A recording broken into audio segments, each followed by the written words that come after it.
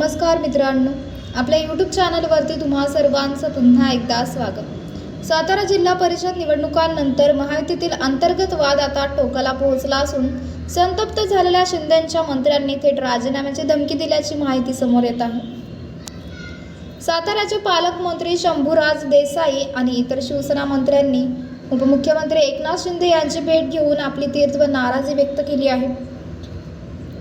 सातारा जिल्हा परिषद निवडणुकांवरून योग्य कारवाई झाली नाही तर आम्ही राजीनामा देऊ अशी भूमिका शिवसेना आमदारांनी एकनाथ शिंदे यांच्यासमोर मांडली।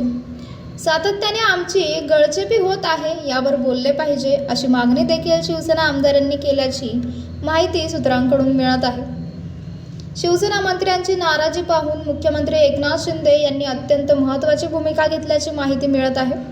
अर्थसंकल्पीय अधिवेशन सुरू असताना साताऱ्यातील या प्रकरणावरून आक्रमक भूमिका घेण्याचे आदेश शिंदेंनी आपल्या मंत्री आणि आमदारांना दिल्याची माहिती सूत्रांकडून मिळत आहे। तर मित्रांनो, आपल्याला काय वाटतंय? आपली प्रतिक्रिया आम्हाला कमेंट बॉक्सच्या माध्यमातून नक्कीच कळवा।